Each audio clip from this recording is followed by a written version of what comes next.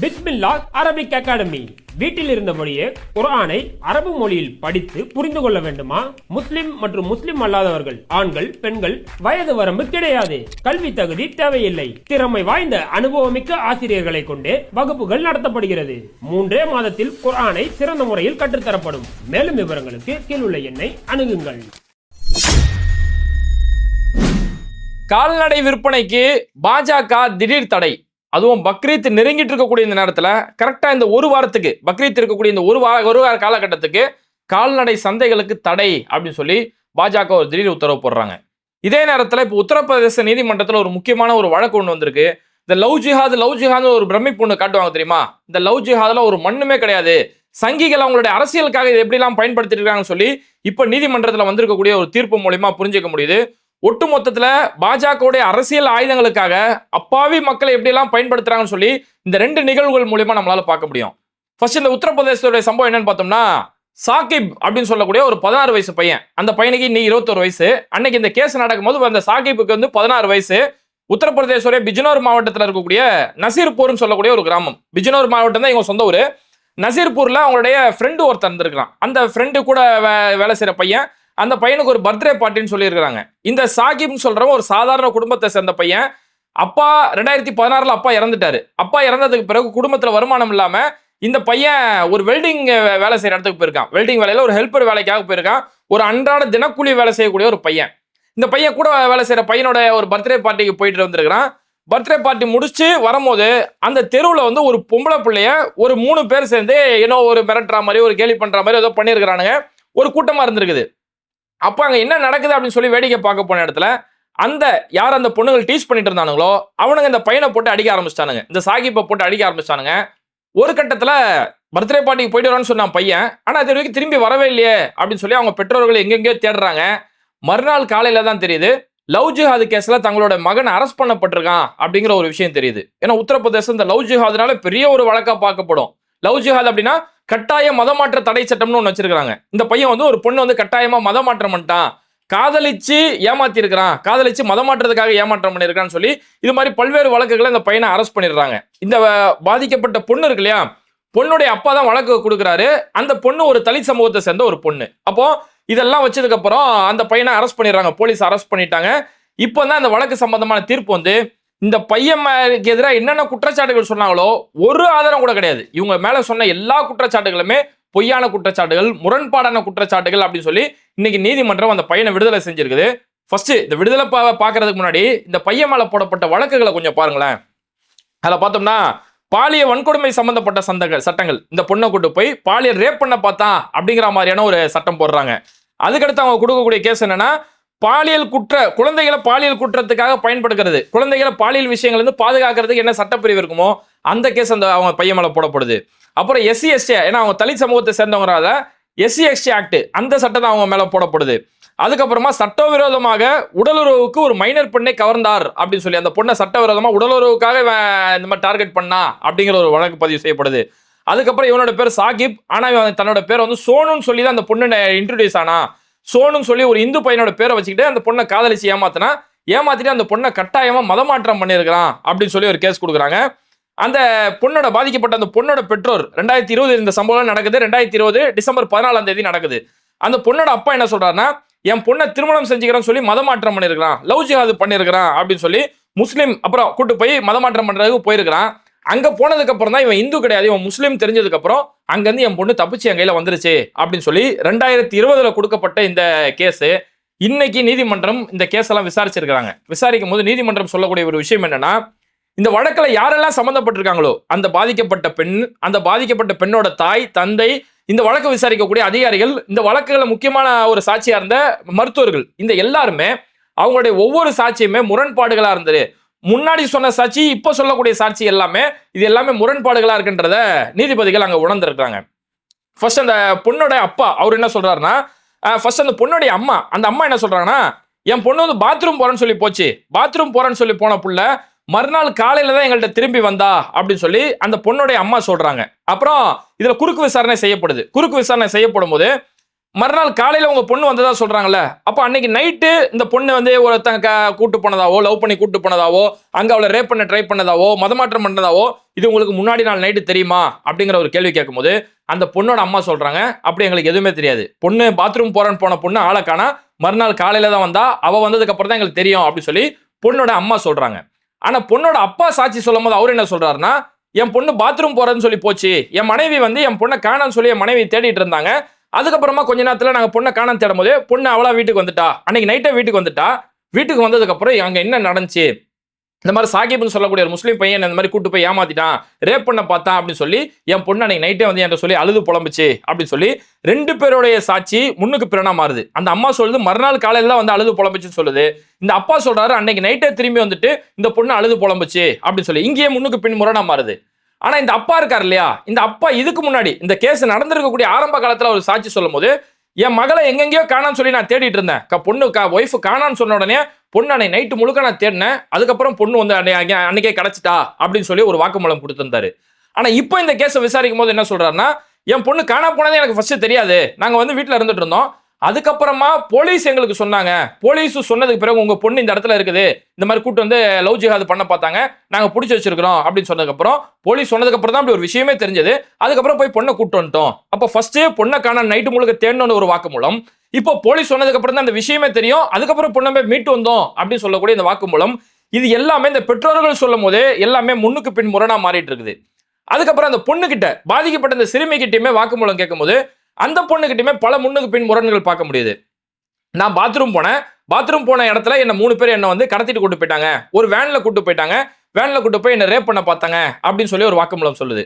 முன்னாடி இதே பொண்ணு முன்னாடி சொல்லும் போது என்ன சொல்லுதுன்னா, இந்த சாகிப் தான் என்ன கூட்டு போனா, சாகிப் என்ன கூட்டு போயிட்டு ஒரு வீட்டுக்கு கூட்டு போனா, நசீர்பூர்ல ஒரு வீட்டுக்கு கூட்டு போனா, அந்த வீட்டுல தான் நான் பாத்ரூம் போனேன் அப்படின்னு சொல்லி இந்த பொண்ணு சொல்லுது. அப்ப பொண்ணோட சாட்சியுமே முன்னுக்கு பின் முரணா இருக்குது. ஆனா இதுக்கு நடுவில் குறுக்கு விசாரணை இல்ல, வழக்கறிஞர்கள் கேட்கும்போது ஏமா உன்னை மதம் மாற்றதுக்காக ஏதாவது ட்ரை பண்ணாங்களாமா அப்படின்னு கேட்கும்போது இல்ல மதம் மாற்றம் அப்படின்ற ஒரு பேச்சே இதுல இடப்படல அப்படின்னு சொல்லி இந்த பொண்ணோட வாக்குமூலம். அப்ப அம்மா ஒரு மாதிரி, அப்பா ஒரு மாதிரி, இந்த பொண்ணு ஒரு மாதிரி சொல்லி எல்லாருடைய பேச்சுகளுமே முன்னுக்கு பின்னு முரணா இருந்திருக்குது. இதை நீதிபதிகள் நல்லா நோட் பண்றாங்க. அதுக்கப்புறம் இந்த வழக்கு விசாரிக்கக்கூடிய விசாரணை அதிகாரிகள், இந்த அதிகாரிகள் வந்து அன்னைக்கு அவங்க இந்த இடத்துல கேஸ் நடந்திருக்குது, ஒரு மேப் வரைகிறாங்க, இதெல்லாம் நடந்துச்சு, இந்த ரூம்ல இருந்தது, இந்த ரூம்ல அப்படி இருந்துச்சுன்னு சொல்லி இது எதுக்குமே அந்த அதிகாரிகள் ஆதாரம் சொல்ல மாட்டாங்க. இப்போ அந்த அதிகாரிகளை கேட்கும்போது இல்ல எனக்கு எதுவுமே தெரியலன்னு சொல்லி அந்த அதிகாரிகள் நழுவக்கூடிய வேலைகளை செய்றாங்க. மருத்துவர்களை விசாரிக்கும் போது மருத்துவர்கள் வெளிப்புறமா எந்த காயமே கிடையாது, ரேப் பண்ண ட்ரை பண்ணாங்க, ஆனா வெளியில எந்த ஒரு காயமே இல்லைன்னு சொல்லி மருத்துவர்களுடைய வாக்குமூலம் இருக்கு. சரி, இந்த மருத்துவர்களுடைய வாக்குமூலத்தை நீங்க விசாரணை அதிகாரிகள் நீங்க வாங்குனீங்களா அப்படின்னு கேட்டா இல்ல நாங்க அன்னைக்கு அதை வாங்கவே இல்லை அப்படின்னு சொல்லி, அப்ப அதிகாரிகள் உட்பட எல்லார்கிட்டயுமே இங்க பல கோளாறுகள் நடந்துட்டு இருக்குது, யாரோ ஏதோ தப்பு நடந்திருக்குன்னு சொல்லி நீதிபதிகள் இதை தீர ஆராய்ஞ்சிட்டு இந்த வழக்குல எந்த ஒரு அடிப்படை ஆதாரமும் கிடையாது, எல்லாருமே முன்னுக்கு பின் முரணாதான் சொல்றாங்க, நிரூபிக்கக்கூடிய எந்த ஒரு ஆதாரமும் இல்ல, அதனால இந்த சாகிப் இந்த பையன் மேல என்னென்ன வழக்குகள் போடப்பட்டதோ அந்த அத்தனை வழக்குகள் இருந்து அந்த பையனை நாங்க விடுவிக்கிறோம் அப்படின்னு சொல்லி நீதிபதி ஒரு தீர்ப்பு கொடுத்து இந்த வழக்குல இருந்து இந்த பையனை விடுவிச்சிடுறாங்க. இதுல ஒரு முக்கியமான விஷயம் என்ன அப்படின்னா, உத்தரப்பிரதேசல இந்த மதமாற்ற தடை சட்டம் அப்படின்னு சொல்லிட்டு வரீங்களா, இது காரணமே இந்த லவ் ஜிஹாத் அப்படின்ற ஒரு பொய்யான குற்றச்சாட்டு சொல்லி தான் இந்த சட்டமே கொண்டு வராங்க. இந்த சட்டம் வருது 2020 அந்த சட்டத்தை கொண்டு வராங்க. எனக்கு தெரிஞ்சு 2020 நவம்பர்னு நினைக்கிறேன். 2020 அந்த சட்டத்தை கொண்டு வராங்க. இந்த சட்டம் கொண்டு வரும்போது முதல்ல அரெஸ்ட் பண்ணப்பட்ட ஒரே ஆளு இந்த சாகிப் தான் ஃபர்ஸ்ட். அதுக்கப்புறம் நிறைய பேர் அரெஸ்ட் பண்ணப்படுறாங்க. ஃபர்ஸ்ட் அரெஸ்ட் பண்ணப்படுறது இந்த சாகிப் தான். 2020 அந்த சட்டம் கொண்டு வரப்படுது. சட்டம் கொண்டு வரப்பட்ட 18 நாள்ல சாகிப் அரெஸ்ட் பண்ணப்படுறான். அப்படி அரெஸ்ட் பண்ணப்பட்ட முதல் கேஸே இந்த லட்சணத்துல இருந்து எல்லாமே ஜோடிக்கப்பட்ட கேஸ் தான், இதுக்கு எந்த ஒரு ஆதாரமும் இல்ல, சாட்சி முன்னுக்கு பின் முரணா இருக்குன்னு சொல்லி நீதிபதிகள் அந்த பையனை விடுவிச்சிடுறாங்க. அப்போ இங்க எல்லாமே இந்த லவ் ஜிஹாத்ன்ற பேர்ல, மதமாற்ற தடை சட்டம்ன்ற பேர்ல இவங்க செய்யக்கூடிய எல்லா அரெஸ்ட், அதுக்கு பின்னாடி நடக்கக்கூடிய அப்பாவிகள் எல்லாமே பாதிக்கப்படக்கூடிய ஒரு விஷயம் தான், இவங்க ஜோடிக்கப்படக்கூடிய விஷயம் தான், இதை வச்சு அரசியல் தான் செய்யறாங்கன்றது இங்க நிரூபிக்கப்படுது. இந்த லவ் ஜிஹாத் அப்படின்ற கேஸ் இதெல்லாம் பார்த்தோம்னா உத்தரப்பிரதேசல மட்டுமே நான் சொல்றேன், 2020 இருந்து 2024 வரைக்கும் 835 வழக்குகள் பதிவு செஞ்சிருக்காங்க. கிட்டத்தட்ட 1682 பேர் அரெஸ்ட் பண்ணப்பட்டிருக்காங்க. 1682 பேர். இதுல அதிகமா இஸ்லாமியர்கள் இருந்தா லவ் ஜிஹாத்னு சொல்லிடுறது, அது கிறிஸ்தவர்களா இருந்தா கட்டாய மதமாற்றம், இவங்க பணம் கொடுத்து மதமாற்றம் பண்ண பார்த்தாங்க, கேக்கு கொடுத்து மதமாற்றம் பண்ண பார்த்தாங்கன்னு சொல்லி கிறிஸ்தவர்களா இருந்தா அவங்க மேல இப்படிப்பட்ட ஒரு பழி போட்டு அநியாயமா சாமானிய மக்கள், அதாவது எங்க மதத்துக்கு எதிராக எந்த ஒரு மதத்தினரும் செயல்படக்கூடாது அப்படிங்கிற ஒரு வெறுப்புல இது மாதிரியான வெறுப்பு காரியங்களை ஈடுபட்டு இருக்காங்க. இங்க பாதிக்கப்படுறது என்ன அப்பாவி மக்கள் தான். இப்ப இந்த பாதிக்கப்பட்ட பையன் இருக்கான்ல, அந்த பையன் வெளியில வந்து சொல்றான், நான் எதுவுமே செய்யலைங்க, பர்த்டே பார்ட்டிக்கு போனேன், இந்த பாதிக்கப்பட்ட பொண்ணு இருக்கா இல்லையா, அந்த தலித் சிறுமி, அந்த பொண்ணை அந்த குறிப்பிட்ட டிசம்பர் 14ஆம் தேதி அன்னைக்கு நைட்டுக்கு முன்னாடி அந்த பொண்ணை நான் பார்த்தது கூட கிடையாது, அந்த பொண்ணுகிட்ட பேசுனது கிடையாது, அந்த பொண்ணு யாருன்னு தெரியாது, நான் பார்த்தது கூட கிடையாது. பர்த்டே பார்ட்டி முடிச்சுட்டு வரேன், அவங்க ஒரு கூகுன்னு கடந்துச்சு, அதை வேடிக்கை பார்க்க போன இடத்துல என் மேல இந்த பழியை போட்டு என்ன உள்ள தள்ளிட்டாங்க அப்படின்னு சொல்லி அந்த பையன் அழுது கும்பிடுறான். அப்புறம் இந்த பாதிக்கப்பட்ட பையனுடைய குடும்பத்தார் அவங்க சொல்லும் போது என்னன்னா, அந்த டைம்ல அந்த 2020 டைம்ல வந்து அந்த கிராமத்துல வந்து ஒரு கிராம பஞ்சாயத்து தேர்தல் நடந்துச்சு. அப்ப அங்க இருக்கக்கூடிய ஒரு சங்கியா இருக்கக்கூடிய அந்த ஊர் தலைவரா இருக்கக்கூடிய ஒரு நபர், அந்த ஆளு தான் இந்த விஷயத்துல உள்ள நுழைஞ்சு இந்த பொண்ணு சம்பவம் நடக்குது, ஒரு லவ் மேட்ரு அப்படின்னு கேள்விப்படும் போது உள்ள இந்த முஸ்லீம் பையனை இழுத்து போட்டு அவர் தான் அது பெரிய ஒரு அரசியல் ஆக்கினாரு, அது மூலமா அந்த தேர்தலை அவர் ஜெயிக்கிறதுக்கு ஒரு காரணமா அமைதின்னு சொல்லி அந்த ஆள் பண்ண கேஸ் தான் அப்படிங்கிறது வெளியே வருது. இதுல குறிப்பா அதுக்கப்புறமா இந்த வழக்கு இப்ப இந்த பையனை ரிலீஸ் பண்ணிட்டாங்க அப்படின்னு தெரிஞ்சதுக்கு பிறகு அங்க இருக்கக்கூடிய முக்கியமான வழக்கறிஞர் ரமேஷ்குமார் சொல்லக்கூடிய ஒருத்தர் சொல்றாரு, இது தொடர்ந்து உத்தரப்பிரதேசத்தில் இப்படிதாங்க நடக்குது. இந்த சங்கிகள் அவங்களுடைய அரசியலுக்காக இது மாதிரி பல பெற்றோர்களை மைண்ட் வாஷ் பண்ணிட்டு இருக்காங்க. அந்த எங்கேயாவது ஒரு லவ் மேட்ரு அப்படின்னு ஏதாவது நடக்குது அப்படின்னா அந்த பெற்றோர்கள்ட்ட போய் இந்த பாரு போய் லவ் ஜிஹாத்னு கேசக்கூடு, உன் பொண்ணை மதமாற்றம் பண்ணான்னு சொல்லி கேசக்கூடு, உன் பொண்ணை ரேப் பண்ண ட்ரை பண்ணான்னு சொல்லு இப்படின்னு சொல்லி அந்த பெற்றோரை ரொம்ப கட்டாயப்படுத்துறாங்க. கட்டாயப்படுத்துறத வேற வழி இல்லாம அந்த பெற்றோர்கள் இப்பேற்பட்ட வழக்குகள் கொடுக்குறாங்க. இது மாதிரி தான் இன்னைக்கு லவ் ஜிஹாத்னு என்ன கேஸ் எல்லாம் கொடுக்கப்படுதோ அதெல்லாம் அப்படி ஜோடிக்கப்பட்ட வழக்குகள் தான், எல்லாம் சங்கிகளால் கொடுக்கப்படக்கூடிய வழக்கு தான் அப்படின்னு சொல்லி வழக்கறிஞர் ரமேஷ்குமார் உட்பட பல பேர் இது சம்பந்தமான விஷயங்களை சொல்றாங்க. அப்போ இந்த சங்கிகளோட இந்த கேடுகட்ட ஒரு கேவலமான இந்த அரசியலுக்கு பின்னாடி பாதிக்கப்படுறது அப்பாவி மக்கள் தான். அன்னைக்கு அரெஸ்ட் பண்ணும்போது அந்த பையனுக்கு 16 வயசுங்க, இன்னைக்கு அந்த பையனுக்கு 21 வயசு. அப்ப இந்த 5 வருஷம் அவனோட வாழ்க்கை என்ன வருது? 16 to 21ன்றது ஒரு மனுஷனோட முக்கியமான ஒரு இளமை பருவம். அந்த இளமை பருவத்தில் அவனுக்கு எவ்வளவு ஆசைகள் இருக்கும், எவ்வளவு கனவுகள் இருக்கும், ஒரு கஷ்டப்படக்கூடிய ஒரு ஏழையான குடும்பம். அப்ப இவ்வளோ கஷ்டங்கள், அந்த குடும்பத்தோட வருமானம் எல்லாத்தையுமே இழந்து இந்த பையன் சிறைப்படுத்தப்பட்டிருக்கிறான் அப்படின்னா அவனோட அந்த லைஃப் போன இளமை திரும்பி கிடைக்காது. சரி, இன்னைக்கு 21 வயசுக்கு பிறகு இந்த பையன் நிரபராதி அப்படின்னு நிரூபிக்க ஆயிருச்சு. இந்த 21 வயசுக்கு பிறகு இவனோட வாழ்க்கை என்னன்றது முக்கியமான கேள்விக்குறி.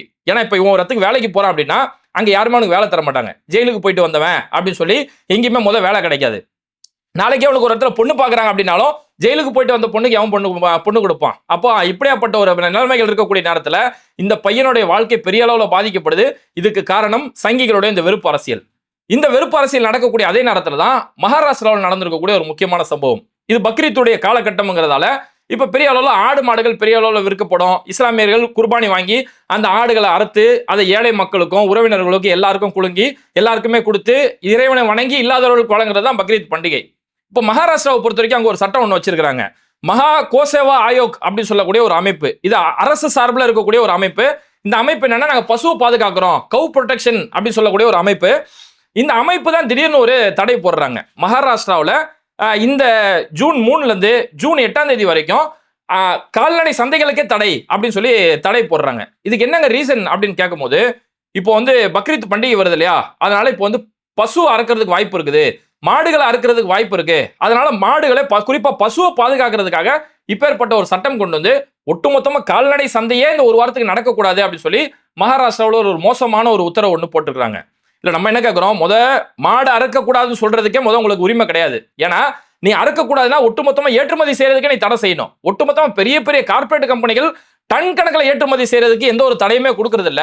சாமானிய ஏழை மக்கள், விவசாயிகள் இவங்க தான் இன்னைக்கு ஆடை வளர்த்து அதை விற்பனை செய்யறாங்க. அவங்களுக்கு இது ஒரு சீசன் வியாபாரம் மாதிரி. இதை நம்பிதான் அவங்க இத்தனை வருஷமா ஆடை வளர்த்தாங்க. இந்த நேரத்தில் அவங்க தொழில கை வைக்கிற மாதிரி இதை இங்க தடை செய்யறாங்க. சரி, உனக்கு மாடை அறுக்கக்கூடாதுன்னு சொல்றதுக்கே உனக்கு அதிகாரம் இல்லை. ஆனா அங்க சந்தையில வைக்கிறது, சந்தையே நடத்தக்கூடாது. சந்தையில மாடு மட்டும் வைக்கப்படுது, ஆடுதான் அங்க பெரிய அளவுல விற்கப்படுது. அப்ப ஆட்டு சந்தையை நீ நடத்தக்கூடாது அப்படின்னு சொல்லி இந்த சங்கிகள் அவங்களுடைய அரசியலோட இருப்பை காட்டுறதுக்காக இப்ப அப்பாவி மக்களுடைய வாழ்வாதாரத்துல கை வைக்கிறாங்க. ஏன்னா பக்ரீத் பண்டிகை அதிக அளவுல ஆடுகள் விற்பனை ஆகக்கூடிய ஒரு இடம். விவசாயிகள் வருஷம் முழுக்க ஆடுகளை வளர்த்து இந்த ஒரு வாரத்துக்காக தான் அவங்க காத்துட்டு இருக்காங்க. இந்த ஒரு வாரத்துல வரக்கூடிய வருமானம் தான் இவங்க ஒரு வருஷம் இந்த விவசாயிகள் சாப்பிட போறாங்க. அப்ப அவங்களோட வயிற்றிலே மண்ணள்ளி போடக்கூடிய விதத்துல கார்பரேட்டுகளுக்கு மட்டுமே அரசியல் செய்யக்கூடிய இந்த பாஜக ஏழை விவசாயிகள், அதுல இந்துக்கள் தான் அதிகம். ஏன்னா ஆடுகள் விற்பனை செய்யக்கூடிய விவசாயிகள் இந்துக்கள் தான் அதிகம். அப்ப இந்த பாஜக செஞ்சிருக்கக்கூடிய அரசியல் இந்துக்களுடைய சோத்துல மண் அள்ளி போடக்கூடிய ஒரு காரியத்தை தான் செஞ்சிருக்காங்க.